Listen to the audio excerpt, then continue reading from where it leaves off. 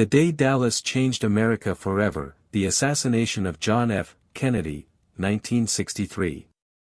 November 22, 1963. Dallas, Texas. The whole city was buzzing like it was game day.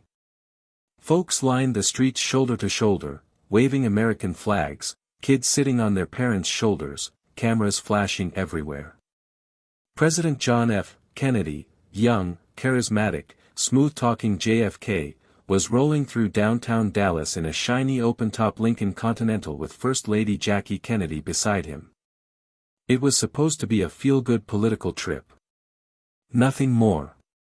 But before the day was over, America would be changed forever. Around noon, the presidential motorcade cruised through Dealey Plaza. The Texas sun was bright, the crowd was cheering, and JFK looked relaxed, smiling and waving like a rock star. Jackie, dressed in her iconic pink suit, leaned over and whispered to him. "Mr. President, you can't say Dallas doesn't love you." JFK grinned. "No, you sure can't." Seconds later, gunshots cracked through the air. Pop. Then another. Pop. Pop. At first, people froze. Some thought it was fireworks. Others thought maybe a motorcycle backfired. But then chaos exploded everywhere. Kennedy suddenly grabbed at his throat. His face twisted in pain. Texas Governor John Connally, sitting in front of him, yelled. "Oh no, no, no." Then the fatal shot hit. A horrifying blast tore through the president's head, and Jackie Kennedy climbed onto the back of the car in panic as Secret Service agent Clint Hill sprinted toward the limousine like his life depended on it. The crowd screamed. People dropped to the grass.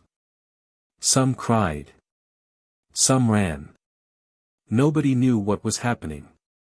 The limousine peeled off toward Parkland Memorial Hospital at top speed, Secret Service agents hanging onto the sides while police sirens screamed through Dallas streets. Inside the emergency room, doctors fought desperately to save the president. Blood covered the room. Nurses cried quietly. Agents stood frozen in shock. But the damage was too severe. At 1 p.m., President John Fitzgerald Kennedy was pronounced dead. America was stunned. Back in living rooms across the country, regular folks sat glued to black and white television sets. News anchor Walter Cronkite, holding back tears, removed his glasses and made the announcement heard around the world. President Kennedy died at 1 p.m. Central Standard Time. For a moment, it felt like the entire nation stopped breathing. Meanwhile, Dallas police scrambled to hunt down the shooter. Their attention quickly turned to a 24-year-old former Marine named Lee Harvey Oswald, an employee at the Texas School Book Depository overlooking Dealey Plaza. Witnesses claimed shots had come from the building's 6th floor. Hours later, Officer J.D. Tippit was shot and killed in a nearby neighborhood while trying to question a suspect. Soon after, Oswald was arrested inside a movie theater. When reporters shouted questions at him, Oswald snapped back. "I'm just a patsy."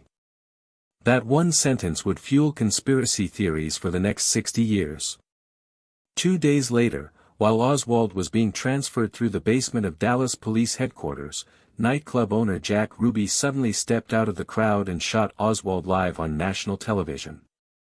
Millions of Americans watched it happen in real time. The country lost its mind. People immediately started asking questions. Was Oswald really acting alone? Was there a second shooter? Was the CIA involved? The Mafia? Cuba? The Soviet Union? Everybody had a theory.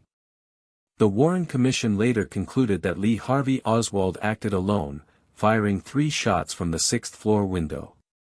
But for many Americans, the story never fully added up. Even today, folks still debate what really happened in Dallas that afternoon. Some swear there had to be another gunman near the grassy knoll. Others believe secret government files still hide the truth. Movies, documentaries, books, and investigators have spent decades chasing answers. But one thing is certain. November 22, 1963 wasn't just the day a president was killed. It was the day America lost a piece of its innocence. JFK had symbolized youth, hope, and a new generation. And when those gunshots echoed through Dealey Plaza, the country entered a darker, more uncertain era. To this day, people still remember exactly where they were when they heard the news.